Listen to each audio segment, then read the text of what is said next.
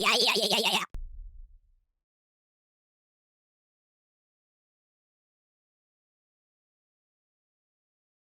morning, guys.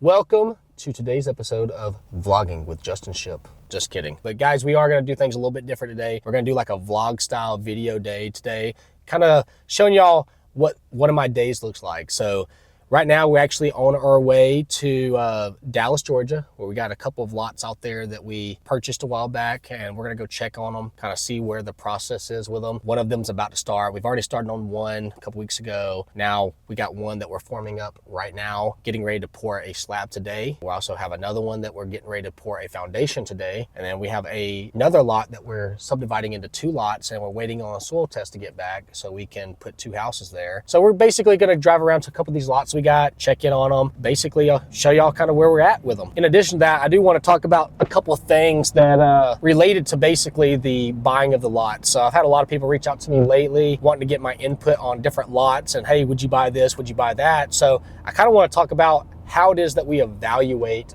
buying land lots. We kind of run land lots the same way we do with buying houses. We evaluate the neighborhood or the area to see kind of what the comps are. How much are those comps selling for? What is the square footage of those comps? And then basically you take ARV, times it by, 70 to 75% of that ARV, and then minus rehab costs, which would be build costs, to kind of determine what you can pay for that land. Now, in addition to that formula, there's a lot of other variables that are not really talked about amongst wholesaling, and I kind of wanted to briefly touch base on that. And that is that a lot of times you're gonna have a soil test, you're gonna have to have a survey, and you're gonna have to see the topography of the land layout.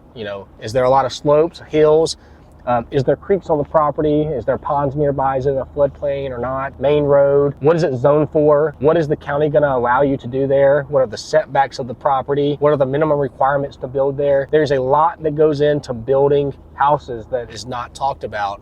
So today, I am gonna be briefly touching on some of these subjects and kind of explaining some of that. So guys, we're still on our way over here to Hiram, Georgia, but on the way, I decided to take a little detour on East Paulding Drive just so I can drive by one of our flips that we currently have going on.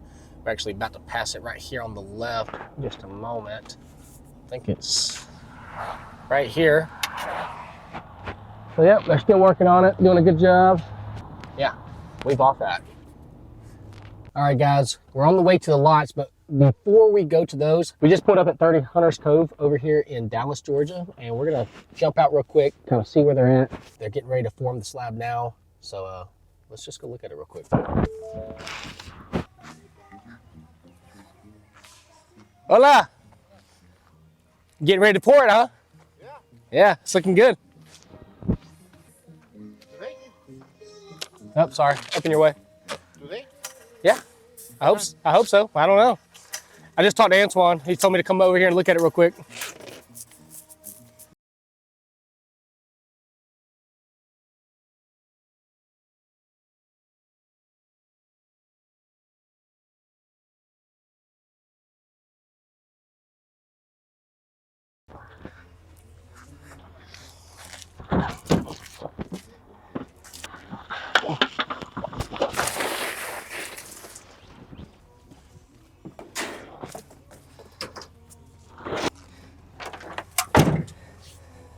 Why are you recording that? Just kidding. I guess we'll check back over here in probably a couple days. They should have the concrete done today. And the slab framing should start on this house sometime next week. So this one's gonna go up really, really quick. We have a really good framing crew, and we can usually get a house framed within like 3 days. So it should be a pretty good one.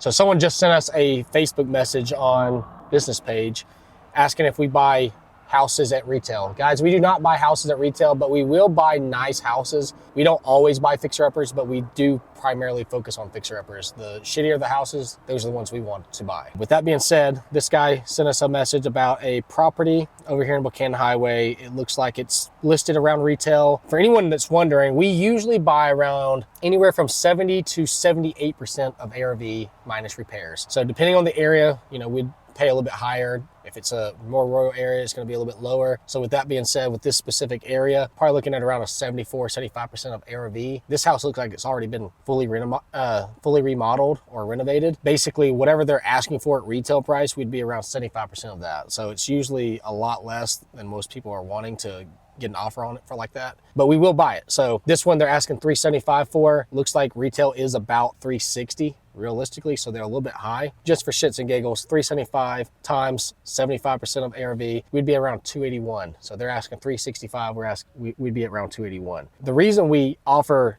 that low, it's not just lowballing or anything like that, but we got to be able to make a profit. So a 25% margin allows for realtor fees, closing costs, utility hookups, and then of course holding costs and our lenders, because we are buying so many houses per month.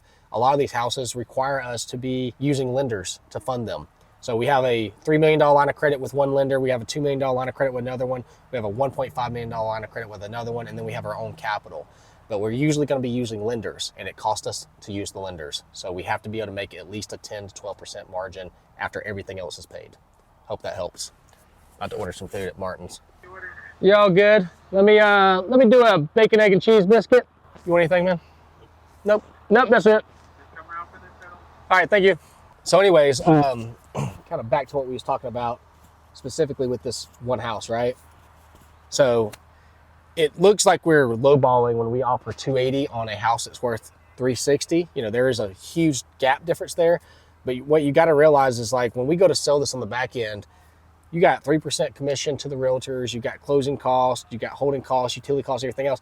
When you start adding all these things up, you're talking $30, $40, $50,000 sometimes, how much is going to come off our potential profit. And then we still want to make a return on our money, which, like I said, usually is around 10 to 12% return. So if I'm spending $280,000 on a house, I want to be able to make a 10% return on it.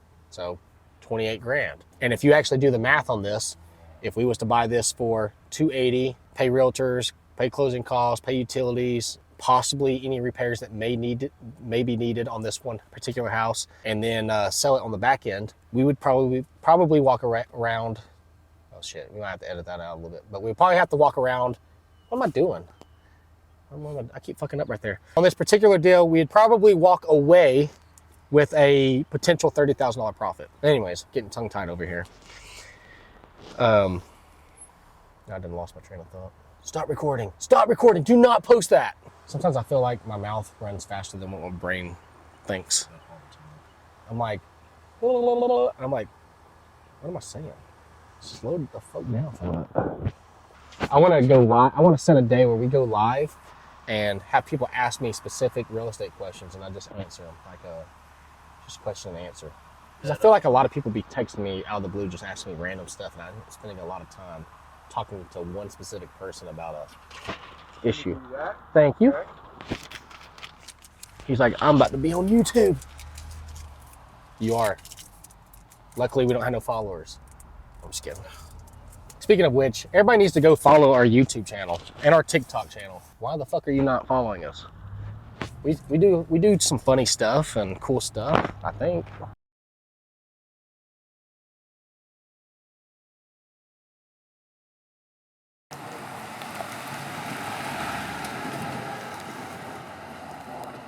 Looks a lot different over here. So guys, we are back over here on Buchanan Highway. This is actually Wheeler Path. So we bought this 1.5 acre tract, had a little shack over here and an old little house that had fallen apart over here. And basically what we are doing is we're splitting this 1.5 acre tract in half, and we're waiting on soil tests to get back so we can find out if the county is gonna allow us to build 2 houses here. So it's right there on the limit of what they allow for this area. Basically, our plan is to build 2 brand new construction houses right here. We are going to be putting 1,400 square foot houses in both spots, and it's gonna look awesome. So great area. You're actually on 3 roads on this one side, because you got Buchanan Highway, then Wheeler Path, and then you got this other road right here on the side. Really cool area and very secluded. And it's actually almost directly across the street from our other Buchanan Highway house that we just completed, the fire damage one that we just did a couple months ago. As you can see, there has been a lot of changes since the last time we came here. We got a pile of wood right here, pile of wood right here. We got to get all these logs hauled off, out of the way, so we can start final grading. We're gonna have to bring in a little bit of dirt and have to move a lot of dirt around, obviously. And then once we get all this stuff cleared the rest of the way, we are gonna be off to the races. We'll be able to knock this stuff out really, really fast. So guys, on this property, we're doing a level 4 soil test on this property so we can make sure that the soil is gonna be capable of actually dispersing wastewater from the sewage, from the septic tanks. So that's basically the only thing we're waiting right now, is to get that level 4 soil test back. Then we know exactly what we're gonna be able to do over here. And as long as everything goes according to plan, we should be starting on this in like 2, maybe 3 weeks. Guys, I cannot wait to start on this project and show y'all the finished result. It's gonna be amazing. So guys, one thing about this property that I forgot to mention was one of our contractors actually said while he was clearing this property, he found what looks like to be like an old cave, maybe a storm shelter or something. So we're gonna check it out and see what the heck he found. He told us it was over here somewhere. So let's go see what's over here. Not exactly sure. Somewhere in this general area. Well, I think we're on top of it. I think it's right here. Yeah, some kind of storm shelter thing.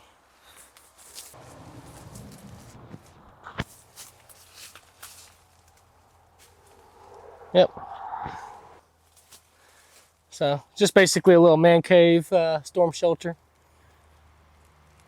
Anyway. Kind of cool, I guess. Should we leave it or tear it down? I'm thinking leave it. I think it'd be kind of cool. Anyways, let's get out of here. I thought it was gonna be deeper than that. I did too, and I thought it was like a tunnel or something. I did too. I also wanted a friendly reminder that we are still doing roofs. So I am one of the owners of KAOTIC Roofing and Construction. When you see houses like this that are missing a bunch of shingles, I don't know if y'all can see that on this house or not. We do roofs, and we do a great job. So if you know anyone that is looking to get a roof replacement or repair done, give us a call. I'm actually gonna write my number on this real quick and go throw it on their mailbox real quick. So guys, what I do is when I'm driving around these neighborhoods looking at the houses I'm already looking at, I just go ahead and put my number on it on one of these flyers. I just slap it on the mailbox and hope that they call me. So we do got sales guys and they get paid really good, but I'm already out looking around at houses and roofs. Might as well utilize my time a little bit more efficiently. We haven't had no progress on this one in a while. So finally just now got the grading and everything done last week. And I think they're getting it. Yep, they're working on it right now. I think, nope, maybe not. But they're supposed to be getting it ready to form today and doing the concrete. Now they got this done, we can drive up in here though. What up, bitches? Oh. It looks a lot different, don't it? Mm-hmm. All right. So it looks like they've already got all the forming done. So basically how this is gonna get set up is, this is gonna be like a split level house. It's gonna be a basement down here, and then the house up here, as far as I'm pretty sure anyway. Could be wrong. Fuck it, I don't know. The contractor picked it out. So basically, got off the phone with Antoine, one of our contractors. He's the one building this one.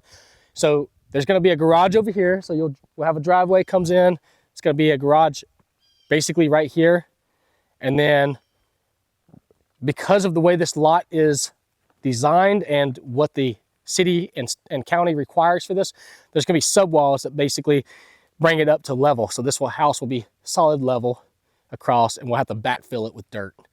So yeah, obviously this looks a lot different than when we first came here. There was all the trees here. This was a fully wooded lot, and the hill went all the way up to there. So it was a real solid slope going all the way down. They've gotten this thing graded. It looks a lot better, a lot different. But yeah, I'm about to have the plan sent over to me in just a moment, and then we can post it up and show y'all what it's gonna look like. And show me what it's gonna look like, because I have no idea.